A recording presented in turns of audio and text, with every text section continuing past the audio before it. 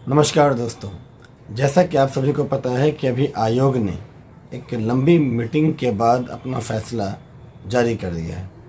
और ये जो फैसला आया है वो 7वें चरण की होने वाली बहाली को लेकर के है। यानी कि बिहार में जो शिक्षक की बहाली को लेकर लगातार अटकलें बनी हुई थी, उस पर एक फाइनल जो डिस्कशन होना था वो हो चुका है। अभी तक तो आप यही समझ सकते हैं। और जितनी प्रेस कॉन्फ्रेंस के ज़रिए से अतुल प्रसाद जी ने बताया है, उसके अनुसार इतना ही कहा जा सकता है कि एक लंबी बैठक अब जाकर के समाप्त हुई और जो 7वें चरण को लेकर जितनी भी अटकलें थी वो लगभग समाप्त हो चुकी है। और उन्होंने जैसा कहा है, ये अभी घंटे 2 घंटे पहले की न्यूज़ है, समाचार है, कि आज से कल तक में विज्ञापन जारी कर दिया जाएगा। हर हाल में कई अच्छे और अहम बदलाव भी किए गए हैं। अगर अलग अलग जगहों से दिए जाने वाले जो सलाह थे उन सब की बात की जाए तो ये कह सकते हैं कि अतुल प्रसाद जी ने उन सलाह को, उन मशवरों को सरकार के सामने रखते हुए अपना फ़ैसला ऐसा लिया है जिसमें बहुत हद तक जो विवाद था उसको दूर करने का प्रयास किया गया है। सबसे पहली बात तो ये बता दूं कि जो सबसे बड़ा फैसला हुआ है या अहम बदलाव हुआ है वो इस संदर्भ में कह सकते हैं कि नेगेटिव मार्किंग को लेकर के जो प्रश्न था, और दूसरा प्रश्न ये था कि 2-2 घंटे की जो 2 पाली में परीक्षा होनी थी उसको लेकर के जो था, तो दोनों का अलग अलग जवाब देना होगा। सबसे पहले क्लियर कर दें कि पहले क्या था और अब उसमें क्या बदलाव हुआ है। तो पहले जो था वो आप समझ लीजिए कि पहले 2 घंटे की 2 परीक्षा होनी थी और एक परीक्षा जो 2 घंटे की होनी थी उसमें 100 नंबर का प्रश्न पूछा जाए। पहले जो सिलेबस था और अब जो सिलेबस है उसमें जो बदलाव हुआ है वो बदलाव इस तरह से है कि पहले क्या था कि 2 घंटे की 2 परीक्षा होनी थी, 2 पाली में परीक्षा होनी थी, चाहे वो किसी भी स्तर की परीक्षा की बात की जाए, प्राथमिक शिक्षक के लिए हो, माध्यमिक के लिए हो या उच्चतर माध्यमिक के लिए हो, एस्टेट क्वालिफाइड के लिए हो, बीटेड क्वालिफाइड के लिए हो, सीटेड क्वालिफाइड के लिए हो, जिनके लिए भी हो, सभी को 2 परीक्षाओं में बैठना था, सम्मिलित होना था। तो पहली जो परीक्षा थी वो सभी के लिए कॉमन ही थी, उसमें 100 नंबर की परीक्षा ली जानी थी, वो अभी भी है। पहले ये कहा गया कि वो जो परीक्षा होगी, एक उसमें पहली भाषा इंग्लिश है, वो कंपलसरी है, और जो इंग्लिश होगी उसमें 25 मार्क्स का सवाल पूछा जाएगा, ठीक है, और निगेटिव मार्किंग नहीं होगी, ठीक है। और जो दूसरी जो भाषा है वो आपको चूज़ करना है, दिस विल बी ऑप्शनल, मतलब आइदर उर्दू और हिंदी और बांग्ला, इन तीनों में से कोई एक लैंग्वेज आपको चूज़ करनी है और उसकी जो एग्ज़ाम्स होगी वो 75 मार्क्स की होगी।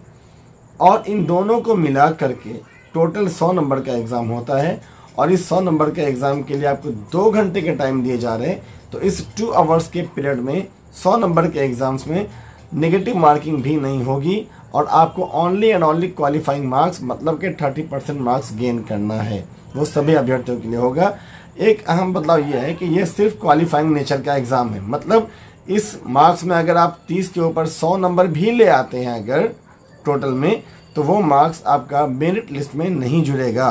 सिर्फ आपको क्वालिफाई करना है, आप चाहे 30 नंबर लाए, चाहे 100 नंबर लाए, चाहे 80-90 नंबर लाए, आप सिर्फ क्वालिफाई हैं, इसको जोड़ना नहीं है, इस नंबर को आगे शिफ्ट ये नहीं करेगा, ये आपके क्वालिफाइंग एग्ज़ाम तक सीमित है, इसका मेरिट लिस्ट पे कोई फ़र्क नहीं पड़ेगा। बस आप डिसक्वालीफाई नहीं होंगे, बल्कि आप दूसरे एग्ज़ाम के लिए दूसरे पेपर को इंक्लूड किया जाए, जोड़ा जाए, उसके लिए होंगे, इसका मार्क्स वहाँ शिफ्ट नहीं करेगा। This will be called only qualifying nature, मतलब इसमें ज़्यादा नंबर लाइए, कम नंबर लाइए, कोई फ़र्क नहीं पड़ता, 30 नंबर लाना ही काफ़ी है आपके लिए। 100 नंबर ला के भी 30 नंबर वाला भी ला करके भी दोनों एक ही बात होगी, कोई अलग चीज़ नहीं। अहम फैसला है दूसरे पेपर को लेकर के, वहाँ पर नेगेटिव मार्किंग है। जी हाँ, अब सवाल ये हो रहा था स्टूडेंट्स के ग्रुप से भी, छात्र संघ के ज़रिए से, और बहुत अलग अलग स्तरों से सवाल पूछे जा रहे थे, जिसका जवाब देने का प्रयास उन्होंने किया है अतुल प्रसाद जी ने। वो दूसरा सवाल क्या था?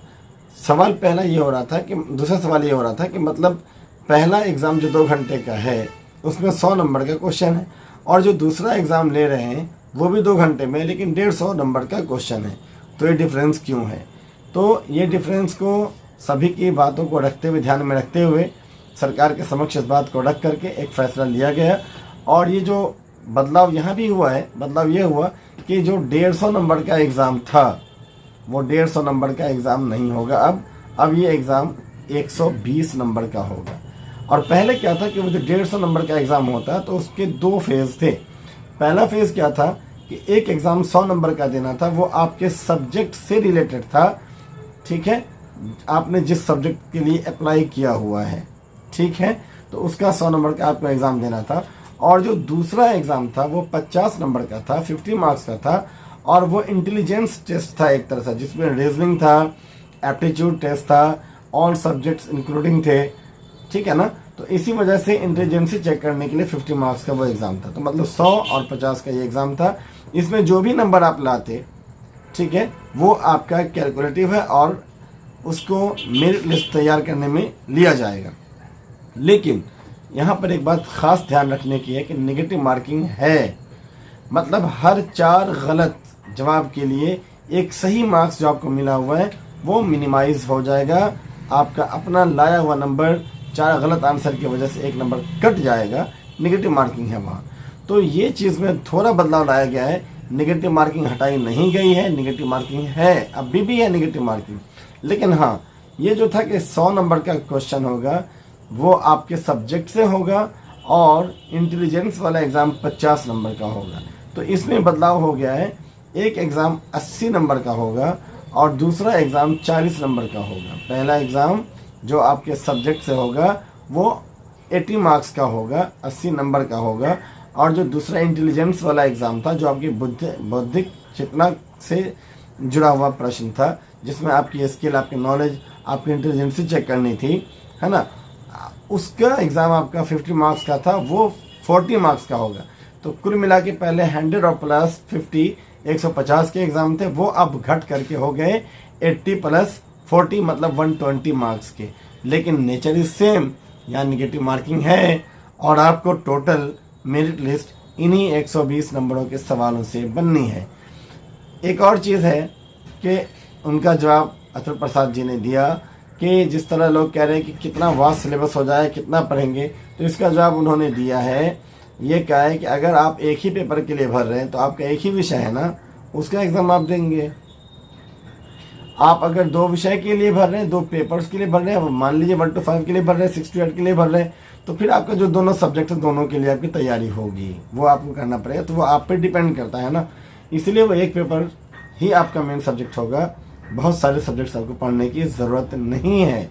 रही बात इंटेलिजेंस टेस्ट को लेकर के जो 40 मार्क्स का है, तो वो तो रहेगा एज यूजुअल, ठीक है, और यहाँ नेगेटिव मार्किंग भी होगी। तो टोटल फैसले ये भी हुए। और एक और बड़ा अहम बदलाव हुआ है जिसको ध्यान में रखने की ज़रूरत है। पहले ये था कि मतलब कौन एग्ज़ाम में अपेयर हो सकता है, इसको लेकर के था जो सीटेट अभ्यर्थी हैं पास, जो एस्टेट अभ्यर्थी हैं पास, वही एग्ज़ाम में बैठ सकते हैं, है ना, और बीएड और डीएलएड जो पास अभ्यर्थी है, तो उसको लेकर के अब बदलाव आ गया है, बड़ा बदलाव हुआ है। ये बहुत बड़ा बदलाव है और बहुत अच्छा बदलाव है, बहुत अहम बदलाव है। इसमें यह कहा गया है कि कोई भी एग्ज़ाम्स, चाहे वो बीएड हो, जी, चाहे वो बीएड हो या फिर वो डीएलएड हो, इन दोनों में से कोई भी एग्ज़ाम हो, और तो और अगर वो सीटेट का एग्ज़ाम भी है, कोई भी एग्ज़ाम जो सीटेट भी जिन्होंने अर्हता के तौर पे पास नहीं किया, अर्हता है ना कि सीटेट पास ही भर सकते हैं बीपीएससी, तो जिन्होंने सीटेट पास नहीं भी किया है और वो भी एग्ज़ाम में अपेयर हो सकते हैं। लेकिन शर्त यहाँ पर यह है कि उनका ये एग्ज़ाम 31 अगस्त 2023 तक हो जाना चाहिए। इसके बाद के एग्ज़ाम के लिए वो अपेयरिंग उसको वहाँ नहीं मानेंगे। तो बीपीएससी के एग्ज़ाम में वो सारे बच्चे बैठ सकते हैं जिन्होंने सीटेट पास नहीं भी किया है और जो इस बार सीटेट के एग्ज़ाम में अपेयर होने वाले हैं, मतलब जुलाई में एग्ज़ाम होने वाला है ना, तो वो बैठ सकते हैं। लेकिन हाँ, अब कोई ये सोच रहा है कि नहीं पास है तो हम भर दें, और वो अभी इस जुलाई में एग्ज़ाम देने वाले भी नहीं है, बल्कि आने वाले दिसंबर 2023 में एग्ज़ाम देंगे, तो उनके लिए ये नहीं है, वो नहीं भर सकते हैं, ठीक है।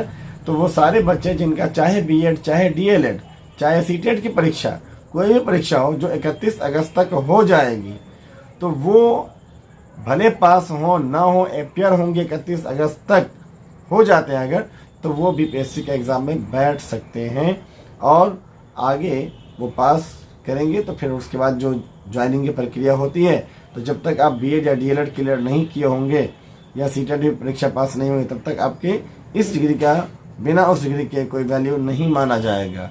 तो आप अगर गलत इन्फॉर्मेशन दे करके कि हाँ अपियरिंग भर देते हैं और आपका एग्ज़ाम दिसंबर में होना है, तो ऐसा नहीं कि आप बीपीएससी के एग्ज़ाम में अपियर हो जाएंगे, बल्कि उसके लिए वो कुछ प्रूफ मांगेंगे कि आप 31 अगस्त के तक होने वाले एग्ज़ाम में अपियर होने वाले। जैसे बीएड का कोई एग्ज़ाम है वो जुलाई में होने वाला है या अभी 1 जून को ख़त्म होगा, तो उसका प्रूफ है ना एग्ज़ाम हुआ है, ठीक है। एडमिट कार्ड होगा, डेट शीट होगी, सीटेट का उनका एग्ज़ाम होने वाला है, तो उसके लिए भी उनके पास जो डमी एडमिट कार्ड आएगा जिसमें सेंटर भले घोषित ना हो लेकिन जगह का पता चलता है कि आपका सेंटर कहाँ है, किस जगह है, तो उससे आपका आइडिया लग जाएगा कि आपका एग्ज़ाम किस डेट को है। तो इस बिना पर आप वहाँ पे प्रूफ के तौर पे जांचे जाएंगे और तब जाकर के आप बीपीएससी के एग्ज़ाम में अपियर हो सकते हैं, ठीक है। लेकिन हाँ, दिसंबर वाले जो होंगे वो वहाँ पे एग्ज़ाम में अपियर नहीं हो पाएंगे। तो ये बड़ा बदलाव है और ये अभी की लेटेस्ट और न्यूज़ है, जिसके हिसाब से कल तक पूरी उम्मीद है कि विज्ञापन आ जाएगा। और बाकी जो भी एक जगह और अहम बदलाव है कॉमर्स वालों को लेकर के।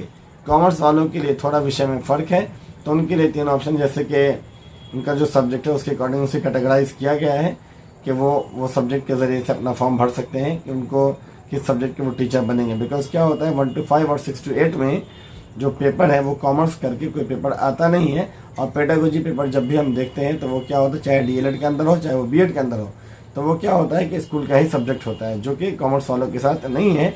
इसीलिए उनके लिए स्पेशल प्रोविज़न है। तो वो जब फॉर्म भरेंगे तो ख़ास तौर पे कॉमर्स वाले बच्चे इस नोटिफिकेशन को गौर से देख लेंगे। और बाकी जब ये नोटिफिकेशन टोटल आ जाती है, विज्ञापन आ जाती है, तो हम इस पर अगली वीडियो पोस्ट करेंगे जिसमें वो सारी इन्फॉर्मेशन आपके सामने क्लियर कट हो जाएगी।